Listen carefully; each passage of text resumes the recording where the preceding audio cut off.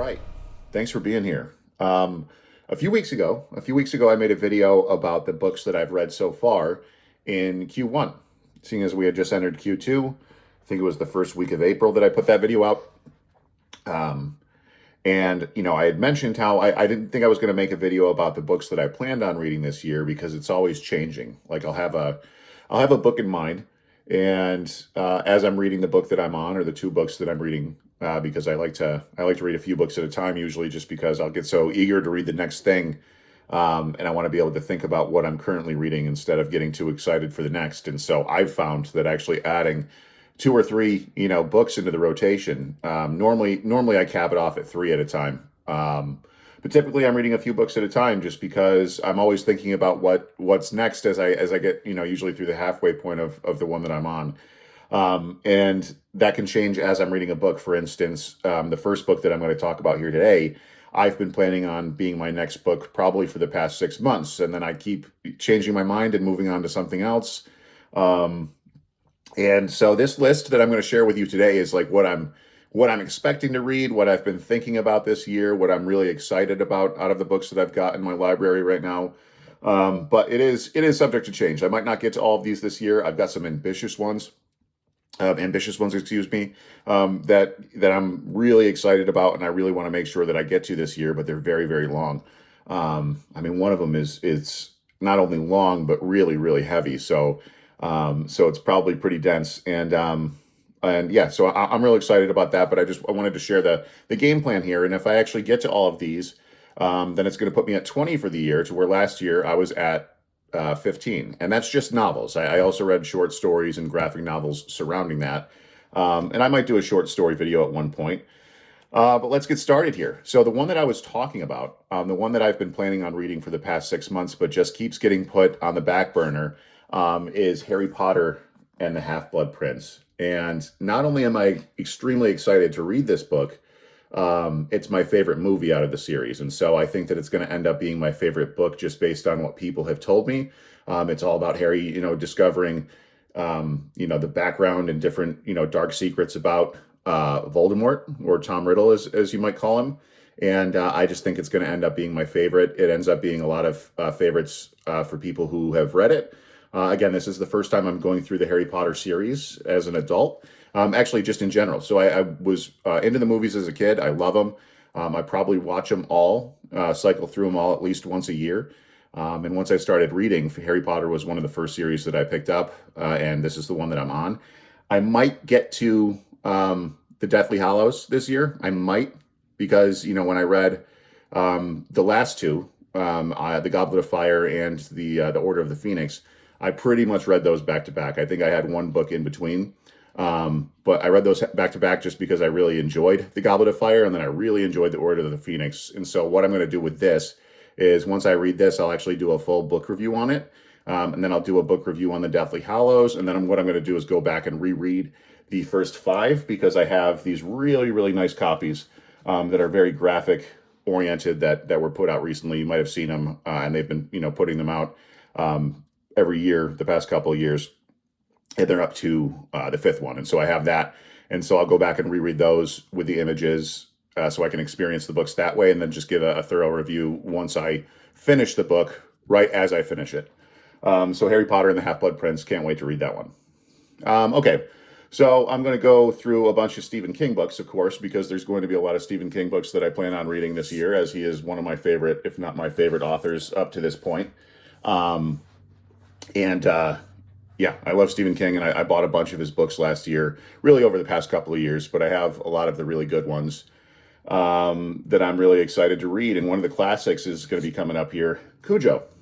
So Cujo is one that I'm really excited to read. I saw that somebody had put in one of their book reviews that it's one of those books to where, there's some character building, and then all of a sudden, the character building for certain characters just doesn't matter anymore because they get snuffed out by Cujo. And that some people actually don't like this book because of that, because it seems like there's a lot of wasted pages for people who just don't end up making it. But to his point, and to what I'm excited about in terms of reading this, is that's the way life is. Sometimes there's things that do seem extremely important, and then all of a sudden it's not. And so Cujo is going to be one that I am pumped to read. This is one that I actually already started. last year just because I was reading the third Dark Tower book, and it leaves you on such a cliffhanger that I had to start this one because the first 200 pages of this is pretty much the end of that book, is the way that it feels. And then our main character, one of our main characters, Roland, ends up telling a story that sucks us into his past. And based on the ratings that other people give Stephen King books and where I have kind of fallen in terms of how I rate Stephen King books, I think I'm going to be one of the ones who rates this book very high, to where some people actually don't like this one for whatever reason. They might think it's a little bit slow or don't really want a background story. But I think I'm all for it, in terms of what this is supposed to be about. And now I'm hooked on the Dark Tower. The first two books didn't really sell me. I was really just kind of like, what the hell am I reading here? And then once I got to the Wastelands, which is the third one, especially halfway through the Wastelands, when a certain character shows up and there starts to be connections with the Stephen King multiverse, Blaine the Train, the city that they were in when they had to get to Blaine, riding through the Wastelands. All of it was just really, really cool. And I'm really excited to go back to this and actually finish it and knock it out. So Wizard and Glass is going to be a really fun one to finish this year. Okay, I got to fix this so the books don't topple over on each other. Got a whole bunch of them here. I've read 6 this year. I'm trying to get up to 20. So we've got 14 just sitting around me right now. And this is one that I'm really excited to read. I haven't read it yet because I was watching the show. And, there's a lot of books that I've been reading this year that are movie based, to where I know the story ahead of time. And, as I've been reading more, as I've mentioned before in some of my videos, excuse me, I like reading books now where I don't know the premise of the story really, or I don't know any of the characters, and I'm just discovering everything as I'm reading it. But this is one that I just randomly put on. It was on Peacock. I don't think it aired on that. It was on I think it aired on some other random streaming service. But I just thought the first season was just so incredible. And what happens at the very beginning of it is just so horrific. But this is Mr. Mercedes, which is supposed to also be a tremendous trilogy, especially the first one. And I think that people have mixed reviews in terms of the second and the third. Some people really love both, and then some people don't seem to be too sweet on either of them. But I'm excited to read it, especially this one.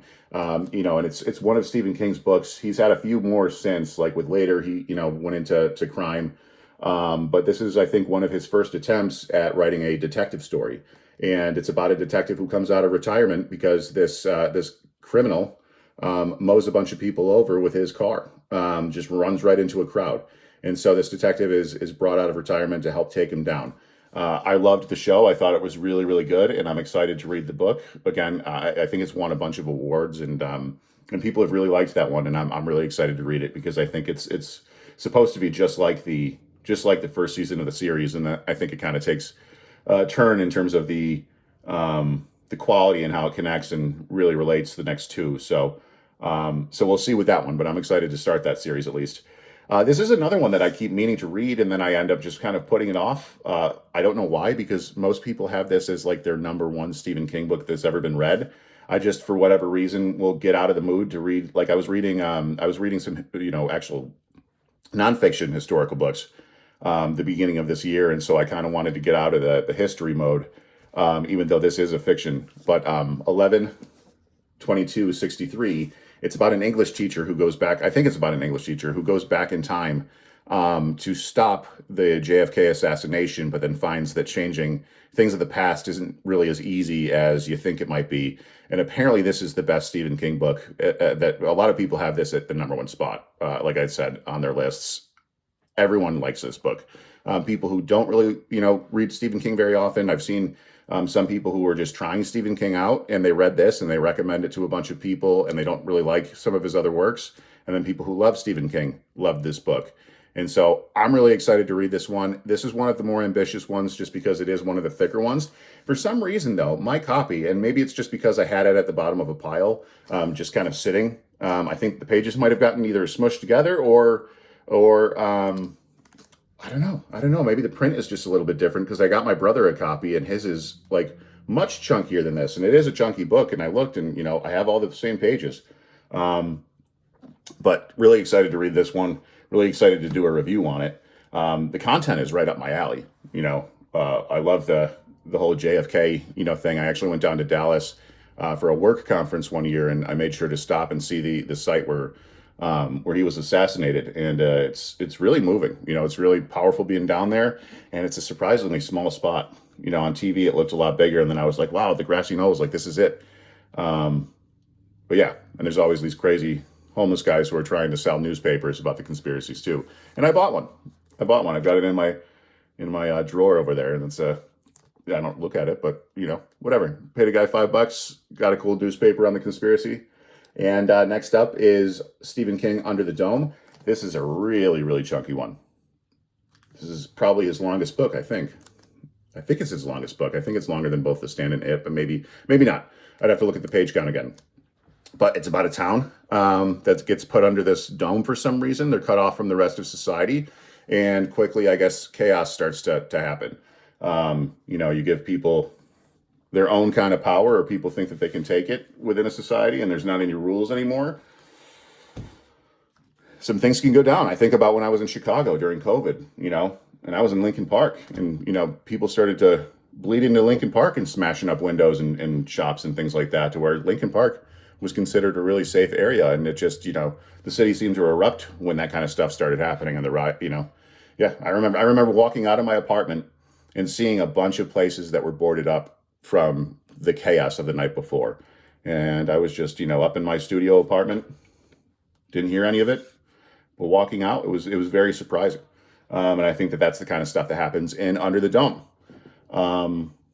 Yeah. So next up, Shōgun. This is one I'm very excited about, and this is one that I was saying is extremely heavy. It's very dense. It's another really long one. I guess an English captain of a ship gets stranded at futile Japan, and he has to deal with samurai, and he has to deal with just being in a completely different different land with a different culture, and has to work his way through figuring that out and living amongst these people. And, I guess it's just about, being able to do that and to endure and to change and to adapt. And I'm all for it. This era, I've been playing video games like The Ghost of Tsushima and The Ghost of Yoti. Is it Yoti? Yodai? Those games are incredible. Shadows, AC Shadows was a lot of fun too. And so I'm excited to actually read about this era, because it's very, very cool. I haven't picked it up yet just because I was recently playing those games and I didn't want to do overkill within the same era. Kind of like I didn't want to just do, movie book after movie book after movie book, because it gets kind of repetitive. So I wanted a bit of a palate cleanser with a couple of other books before I move back to this. But Shōgun will definitely get read this year. I haven't been doing these in any order because I still notice that I have another Stephen King book here. I had mentioned this in my last video, Dolores Claiborne. And this is one that I added to this year. I wasn't necessarily planning on it this year, but because I'm wrapping up Gerald's Game, I only have about 100 pages left, I think, of that. And this is a sister book to it, clearly now, from what I've been reading in it. But I was always interested in this one. In fact, I was interested in Dolores Claiborne before Gerald's Game, just because I had heard about what this is about. And it's about a woman who kills her husband. And she's pretty much, I think it's her husband. And it's her telling her story to the police, and it's just one long manuscript of her telling her story to the police. No chapter breaks, nothing like that. And I just thought that was a super interesting way to write, and I wanted to read it. And I heard that Gerald's Game was a sister book to it, and that it came out first. It came out in the same year, but it would make more sense to actually read Gerald's Game first. And so that's exactly what I'm doing. All right. So now we're going to be moving on to this genre. Fantasy, Star Wars, space fantasy, but Star Wars. And so this is the third of a trilogy, the Han Solo trilogy, and Legends, as they call it now, but Star Wars. And so I read the first two last year, loved them. One of the channels that I follow, he was talking about, if you're not really too thrilled with what Disney's been doing with Star Wars, which I have not been thrilled with a lot of it, then just go back to the Legends books, because they wrote a whole bunch of stories on these characters, and a lot of them are phenomenal. And a lot of them, I think, were considered canon before Disney bought Star Wars, and that's why they end up calling these Legends now, because they're just stories that authors had come up with. I think some maybe had gotten some clearance in terms of what the storylines were. I'm not sure like how this all worked with Legends, if it was just random authors that came up with their own stories, and Lucasfilm was like, great, or if they had nothing to do with it. I don't know. but I just know that this is a really great trilogy. It would have been cool if they made this into a movie. I think I didn't see the Han Solo movie, but I think that they probably pulled some of the things from this into that. Um, I was playing some of the video games, and they definitely use some of the things from this in those video games. I'm blanking on what that one is now. Outlaws, yeah, Star Wars Outlaws. They definitely pull some of the stuff from this in that, just because it's in the same realm of character. But this is a great series. I love the first one, The Paradise Snare. A lot of people really like the second one because there's a lot of a lot of Star Wars stuff from the first trilogy in that, or characters, I should say, like the Hutts and Boba Fett. But really, I think the first one is its own story, and it makes it really cool. Kind of ties Han Solo in with being almost like his own Indiana Jones character, which is funny. But yeah, I think that's a great series, and I'm really excited to knock that third one out. In keeping it with Star Wars, this is another one that I'm really excited to read. I thought it was a cool concept when I heard someone talking about it on the line, and this is supposed to be about, like, I think the Empire had a virus that they were like tinkering with, that they wanted to use against enemies, that would turn them into, I guess, kind of turn them into something, maybe zombie-ish, but I think they were supposed to just kind of die from it. Um, or maybe they were supposed to just like take each other out. But they have it on this ship, and I believe that for whatever reason, there's an outbreak on the ship, and it turns everyone on the ship into these like zombie type creatures. And there's just this ship floating around in space with stormtrooper zombies that someone ends up running into. And I just thought that was really cool. Not super long. I think it will be a nice little palate cleanser in between longer novels. But I'm excited to read that one. All right, so this is one actually that my brother had on his Christmas list, and I got him. And then when I was looking at the book and what it was about, I just thought that it was really, really interesting, and I really wanted to get my own copy. And so with some Christmas money, I actually went and bought my own. And I thought the title was just really cool. That's really what drew me in first. But it's called The World Played Chess, and I guess it's about this kid who's working construction for a summer, and one of his coworkers is a vet from Vietnam, and it's supposed to just be a coming of age story. I'm excited to read it. I'm really excited to read that one. That was one I was actually going to read right after Christmas, but then I started reading some of those nonfiction World War II books, and I wanted to read some other things before I went back to war. But real excited to read that one. That one's definitely going to get read this year. All right, this one. This one's exciting to me because it's supposed to be a really, really great horror book, and it's not Stephen King, so it's actually like expanding it's expanding the authors that I'm reading. And this is one, I mean, Stephen King actually writes about it at the top, but it's called The Troop. It's supposed to be terrifying. I don't really know what it's really about. I just saw on a YouTube video that this is one of the books that you definitely need to read if you're into horror, and if you want to, read some new authors that, write great horror books, that this is an awesome one. I heard that the follow-up to this is not very good, or doesn't at least hold up to this one, but I'm very excited to read The Troop. There's a video game I just played that I think might be similar to this, called The Quarry. But yeah, which was also very good. Okay, so coming towards the end here, we only have a few left. This is one that I'm going to read around Halloween. So during spooky season, I'm going to pull this one out. I guess it's a great, there's a Disney movie that came out in the 80s that was made that people read during the Halloween and spooky season. And so I think that I'm going to save it for just that kind of mood, but Something Wicked This Way Comes. Also, what a cool title, right? Captivating, just draws you in, super cool. I guess this like really crazy carnival comes to town that just really captivates on people's fears from the town, which is, right up my alley. Feels a lot like Needful Things, or feels a lot like Salem's Lot. Something Comes to Town. Actually, really a lot of Stephen King books, but even though this is not Stephen King, it's Ray Bradbury, but Something Comes to Town and just chaos ensues. Simple premise, but it works for a lot of things.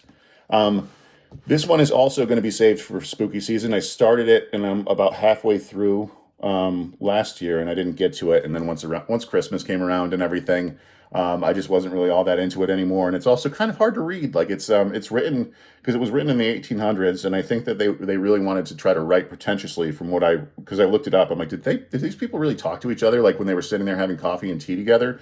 And from what AI says, no. Now, you guys can correct me if I'm wrong, but it was more about trying to write like this to be kind of, I don't know, pretentious, I guess, pretentious. But Dracula, right? Bram Stoker. So Dracula, this has been really great. Like I really enjoyed the first half. It's just I do have to use Spark Notes when I'm reading some of these chapters to make sure that I'm following it okay, especially once Van Helsing comes in. But I've really been liking the tone of it. Very, very creepy book. The way that it's written is written in letters and, to characters back and forth, and then journal entries, which is a very cool concept. It's just, it was taking me a while to kind of move through it just because of the way that it's written. And I figured that once I had let a couple months go by and it was just sitting there, why not just let it, wait until spooky season and Halloween pops up again in the end of the year.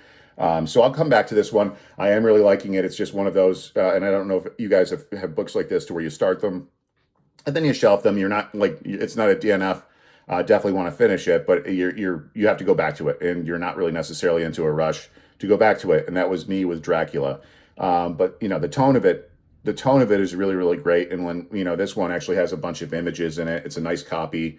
I am excited to get back to it. It's just one of those ones where it's like, damn man, I just wish it was written a little bit differently so I could kind of move through it a little faster. But that's just a me thing.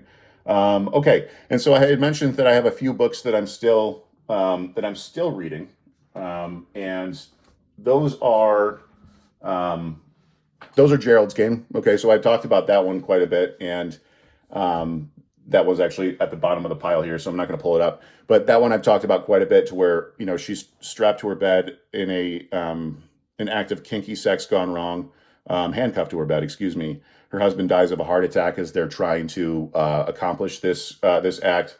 And she's stuck there out in the middle of nowhere, really, because it's a summer cabin in the middle of October. So all of her neighbors are away. They're back at their main homes, and so she has nobody.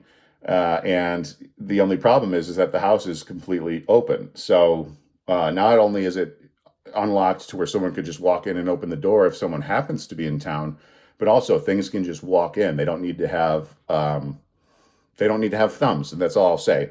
And then the other one that I'm working on right now, and I actually just put down because I can't put Gerald's Game down. I went back to it, and now I'm going to finish Gerald's Game before I even go back to picking this one up, and that's Let the Right One In. And that's out in Stockholm, right? Yeah, it's in Stockholm. And it's about this boy who befriends this other child that moves into his apartment complex. And spoilers, just a quick one, that child is a vampire. And, he doesn't know this yet at this point. I'm only about just shy of halfway through. But some wild things have been happening in that book, and the way that it's written, the tone of it, and just, the horrible scenes that have been in it so far. It's a good one. So I'm excited to finish that one as well. But like I said, all of these are subject to change. I think I'll knock out most of what I said, if not all of the ones that I had mentioned. But I have other books out there too, and there might be some that I end up deciding that I want to read over these. But this is the general idea of what I'm looking to read the rest of this year. And like I said, if I get to this, then that means that I read 20 books this year, and that's progress from last. And there are also a bunch of awesome titles that I think I'm really going to enjoy. So leave a comment. Let me know if any of these are ones that you've read before and that you really like, or if you didn't like them, or if you have any other suggestions based on what I put here of other authors or novels, or titles, I should say, that I would like. But thanks again for watching, and make sure you like and subscribe. Thanks.